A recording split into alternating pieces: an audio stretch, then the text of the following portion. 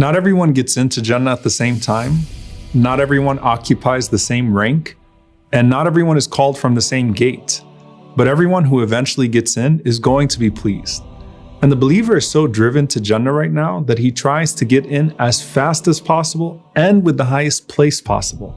And subhanAllah, that's what a Jannah mindset means. It means that every single minute in this world is an opportunity to proceed quickly and beautifully through the gate of eternity.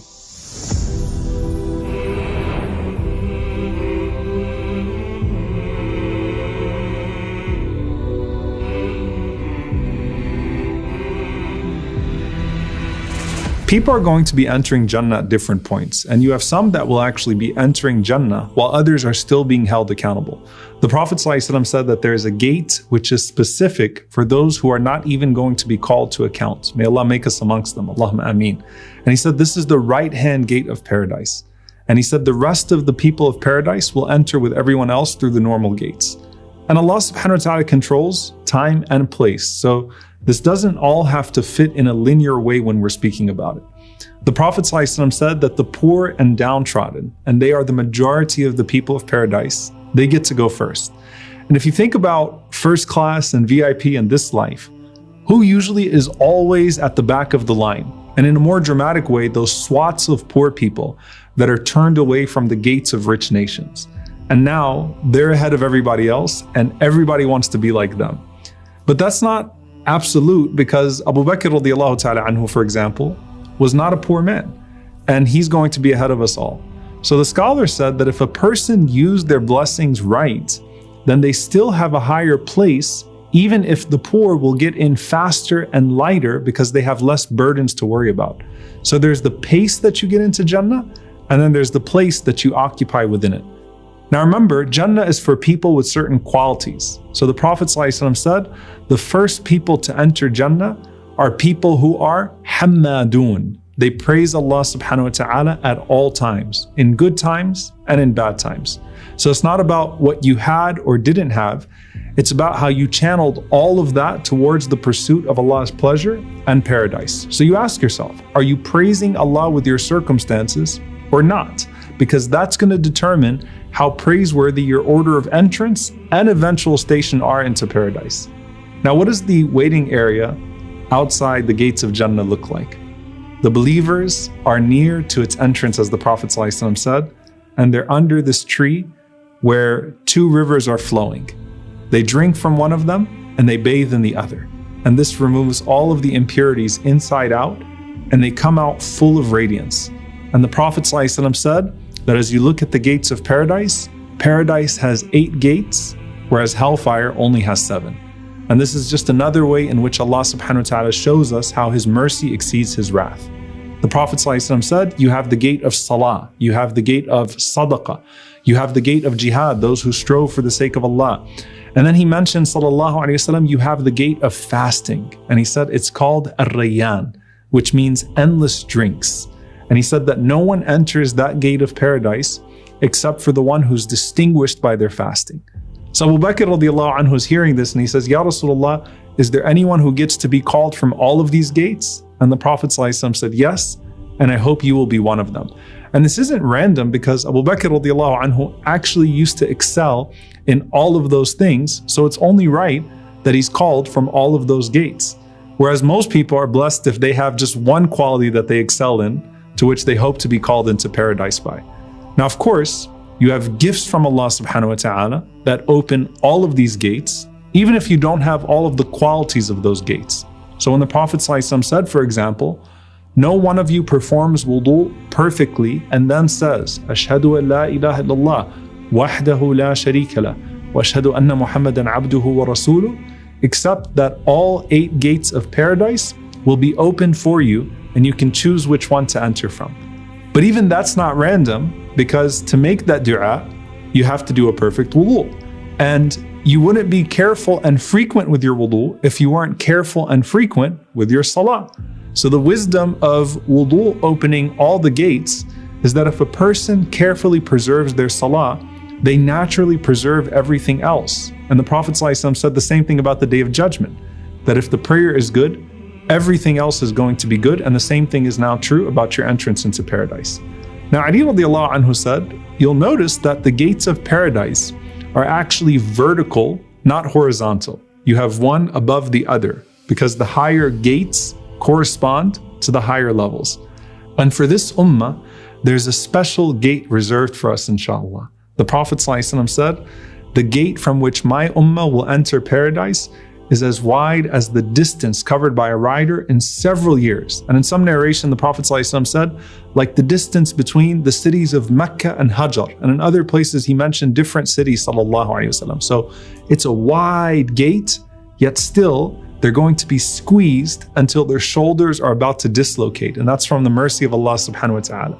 And Rasulullah ﷺ said, Jibreel alayhi salam came to me, he held my hand, and he showed me the gate through which my ummah is going to enter Jannah. And once again, you have Abu Bakr radiallahu anhu. He says, Ya Rasulullah, I wish I could have been with you to see that gate.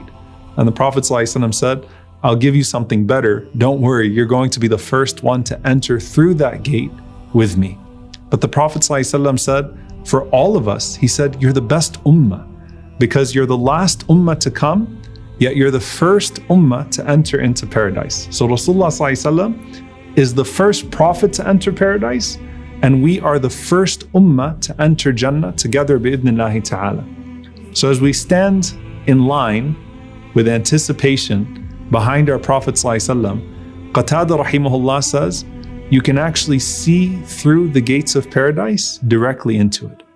And Rasulullah ﷺ walks up and he said he rings the bell. He said, I will be the first person to hold the chain of paradise and clatter it. Wala fakhr, and I'm not boasting.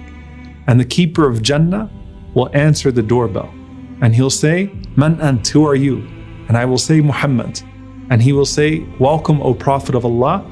I was ordered not to open this for anyone before you. So that's the Prophet ﷺ. Now for the rest of us, we have our keys. The key to paradise in the metaphorical sense is La ilaha illallah. But as the scholars say, the teeth of that key are our deeds, and that's what's going to determine our order and our station. And the Prophet ﷺ says in another narration by Salman radiallahu ta'ala anhu, that we also have passports. So think about it, like when you go to another country, you have a passport. So when you get to Jannah, what's the passport? He says, Inna Allah Azza wa Jal yu'ti al-mu'mina jawazan ala sirat. That Allah subhanahu wa ta'ala gives you a passport on the sirat. And it says, Bismillahir Rahmanir Rahim, Hadha al-kitabu min Allah al-Aziz al-Hakim. In the name of Allah, the most compassionate, the most merciful. This is a passport from Allah subhanahu wa ta'ala to this person and this person. Allow this person to enter paradise with all of its loftiness and with its fruits within reach. So you have your keys and you have your passport ready, inshaAllah ta'ala. And then Allah says, Hatta idha ja'uha wa futihat abwabuha. And then they come and its gates are slowly opened. Now Ibn al-Qayyim rahimahullah said, pay attention to the difference between how the people of paradise enter and how the inhabitants of hell enter. Allah says about the inhabitants of hell, Hatta idha ja'uha futihat abwabuha. As soon as they get to it, the gates are suddenly opened and they're thrown into hellfire. But when Allah speaks about the people of paradise, He says, Hatta idha ja'uha wa futihat abwabuha. They get to paradise and then the gates slowly open, revealing the beauty of Jannah, capturing you with every second of its reveal as you marvel at its beauty.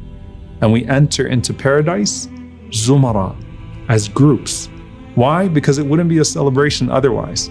In this life, as believers, we do Hajj together. We break our fast together. We then celebrate Eid together. We pray in Jama'ah together. So here, every group is walking together with happiness and they're congratulating one another. Whereas the inhabitants of hellfire are actually cursing each other as they're being thrown in. So we're together in groups, lined up, and the Prophet ﷺ and his companions and his family are at the front. And we all enter behind them, just as we followed them in goodness in this life, inshallah. Now for now, if you want to rattle your gate and have the angels call you, the Prophet ﷺ said that verily there is an angel at a gate amongst the gates of paradise. And he's saying, Man yuqrid al-yawm yujza ghadan. Whoever is going to give a good loan today will be rewarded tomorrow. And then an angel from another gate calls out and says, Allahumma a'ti munfiqan khalafa, Allahumma a'ti mumsikan talafa. Oh Allah, give back more to the one who gives and give destruction to the one who withholds. And those angels are calling from the highest place of the gates of paradise to the one who gives, because you responded to the one calling upon you from the lowest places in the streets and alleys of this earth. And think about how many times the gates of sadaqah called out to Abu Bakr radiallahu ta'ala anhu while he was alive in this life. So imagine how eager they are for him now in the next life. And ask yourself, how eager do you want them to be for you? Rattle your gate and try to get in line with the first batch. يا أيتها النفس المطمئنة ارجعي إلى ربك راضية مرضية فادخلي في عبادي وادخلي جنتي